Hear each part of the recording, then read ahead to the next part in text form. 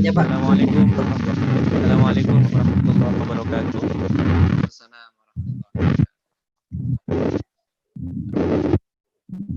Yang kami hormati Wakil Rektor 1 IAIN Pontianak, Dr. Firdaus.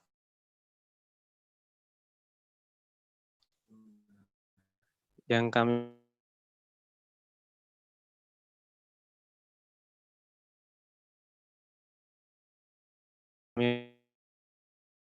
hormati Rektor IAIN Banten, Prof. Iman, sekaligus guru kami, Suludin, IAIN Pontianak, IAT, Kaprodi IAT IAIN Pontianak, sebagian sub dari bagaimana perspektif moderasi beragama, yaitu sub dari moderasi beragama itu ada yang namanya tentang keadilan perempuan dalam berbagai perspektif. Akan tetapi dalam hal ini kita mencoba untuk memahami makna atau perspektif perempuan dalam tafsir atau tafsir Tauhidi karya Hasan At-Turabi As-Sudani. Mungkin tafsir ini mungkin belum masih sedikit ya teman-teman peneliti yang mengetahui. Yang coba saya lihat dari berbagai penelitian di jurnal, itu hanya di Malaysia itu 1, kemudian di Indonesia kalau nggak salah ada 2, kalau nggak 3. Jadi kemudian penelitian tentang Hasan At-Turabi ini juga khususnya di disertasi, kemudian di tesis, mungkin sepengetahuan saya masih belum ada, insya Allah. Baik, berbicara tentang tafsir At-Tauhidi dengan karyanya Hasan At-Turabi, di dalam memahami sebuah tafsir itu kita harus memahami seperti tadi yang disampaikan oleh Profesor Fauzul Iman. Jadi ada tafsir yang kita memahami secara teks, kemudian bagaimana kita memahami tafsir itu sebagai konteks. Dalam memahami sebuah tafsir, kita juga harus memahami latar belakang bagaimana Hasan At-Turabi ini dilahirkan. Ya. Hasan At-Turabi ini dia lahir di Kassala tahun 1932. Jadi kalau kita lihat kita sekarang ini ada di wilayah Khartoum ya. Itu ada di Sudan kalau Kassala ini adalah paling rindang. Kalau kita ke sana itu paling rindang, kemudian banyak tumbuh-tumbuhan. Tapi kalau kita lihat di Khartoum, tumbuh-tumbuhannya sangat sedikit. Banyak sedikit sekali ya tumbuh-tumbuhannya di Khartoum karena berada di daerah tandus. Sedangkan Kassala ini adalah daerah yang sangat rindang sekali dan juga pusat satu-satunya yang mengekspor satu-satunya wilayah yang mengekspor kacangnya, ya, produksi kacang itu ke Indonesia. Terbesar, bahkan produksi kacang terbesar itu dari Sudan. Kemudian ayah dari beliau ini adalah seorang qadhi. Ini latar belakang ayahnya adalah seorang qadhi, hakim agama Islam. Kemudian pendidikan mulai S1, ya. Beliau ini juga sebagai seorang pengikut Thariqah Qadiriyah. Yang kita kenal Sudan ini adalah saya kira sebagai pusat ya, sebagai pusat lahirnya Thariqah ya. Ada sekitar 150 kalau kita lihat di bulan Maulud itu dilaksanakan di lapangan. Jadi ada sekitar 150-an Thariqah ini menjalani Maulud bersama. Luar biasa. Jadi kalau kita ke Sudan ini seperti ketemu teman di Indonesia sendiri. Kemudian S1 beliau ini adalah di Fakultas Hukum Universitas Khartoum Sudan tahun 1955.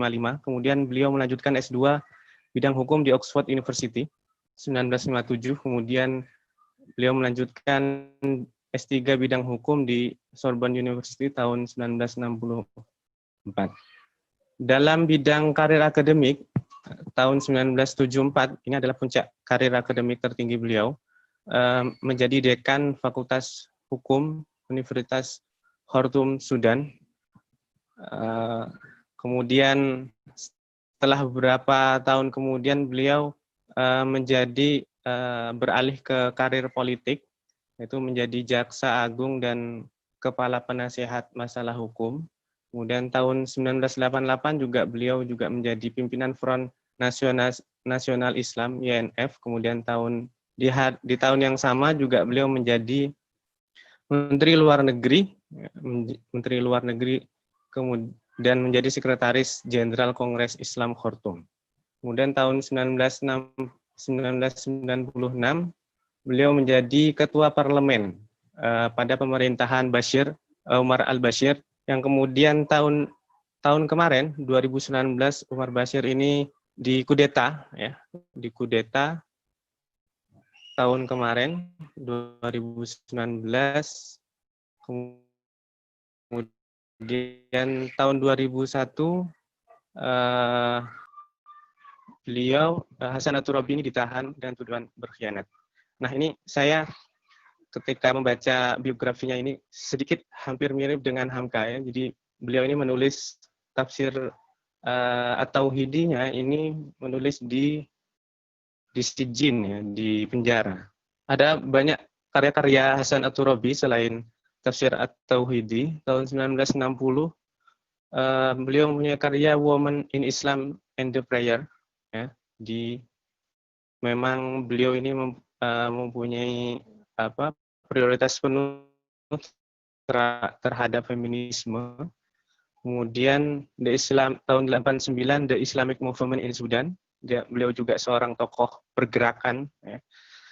Sebagian ada yang mengatakan beliau ini adalah tokoh besar di IM di Sudan, Ikhwanul Muslimin di Sudan.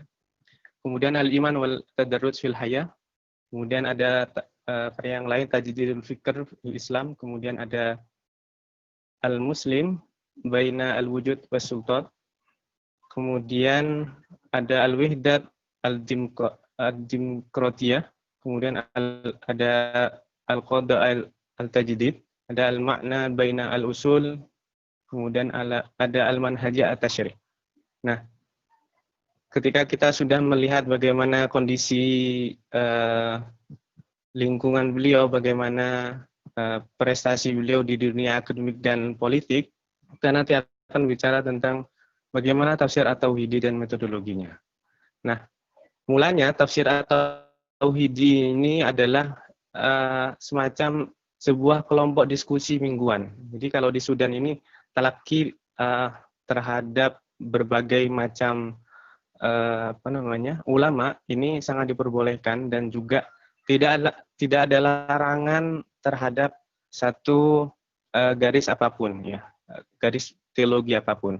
Jadi di sini bebas, dan kecenderungan di sini adalah kecenderungan terhadap Ahlus Sunnah wal Jamaah.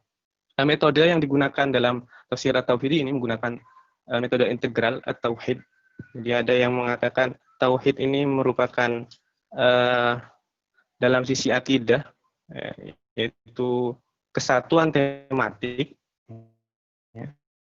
Kemudian ada beberapa ulama yang mengatakan bahwa At-Tauhid ini merupakan proyek besar ya, IM, Ikhwanul Muslim di Sudan. Nah, ini ada beberapa peneliti mengatakan seperti itu. Kemudian dalam sebuah kelompok diskusi ini diikuti berbagai macam keilmuan ya. Sampai sekarang ini kalau teman-teman lihat di Suqul Arabi itu ada al-ijtima, ya, ada al-majmu' al-ijtima. Jadi ada murid-murid ideologi Hasan At-Turabi ini masih setiap minggu, setiap hari Jumat ini mengadakan sebuah politik dan lain sebagainya. Itu metodologinya ini menggunakan usul fiqh approachment, yaitu maqasidus syariah. Kita lihat karena latar belakang beliau itu adalah latar belakang hukum ya, tentunya sangat berpengaruh sekali terhadap bagaimana beliau melihat sebuah teks. Kemudian dalam sisi penulisan, ini ada 3 judul, ada 3 jilid masing-masing 10 jilid. Jilid pertama ada surat Al-Fatihah sampai At-Taubah. Jilid kedua Al-Ankabut sampai Yunus. Kemudian Yunus, surat Yunus. Kemudian jilid ketiga ini ada surah Ar-Rum sampai An-Nas.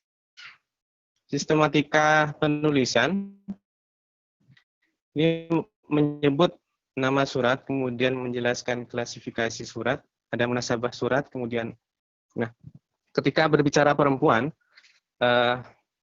seorang Hasan At-Turabi ini mempunyai beberapa klasifikasi ya dalam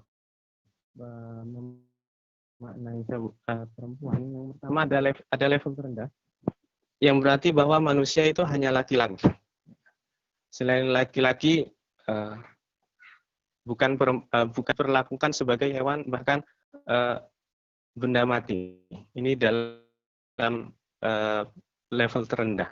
Ini sebuah perspektif saja dari beliau. Kemudian level menengah, perempuan juga manusia. Yang kedua, laki-laki menjadi standar kemanusiaan perempuan. Kemudian kondisi khas perempuan ini dikecualikan. Nah, kemudian ada level tertinggi, sama-sama manusia. Kemudian standar kemanusiaan mereka sama, dan juga sambil memperhatikan kebutuhan khas daripada perempuan. Nah, Hasan At-Turabi selanjutnya melihat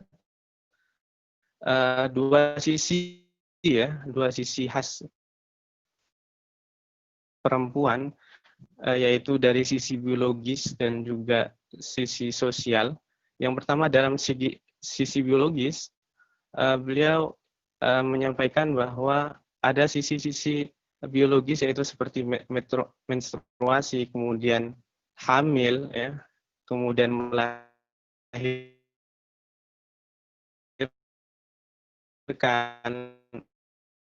nifas, dan menyusui. Yang selanjutnya beliau memandang dan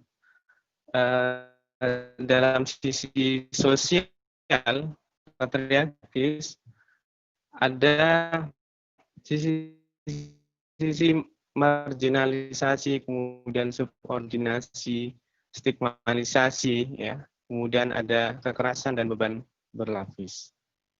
Beliau juga ada beberapa beliau yang menjelaskan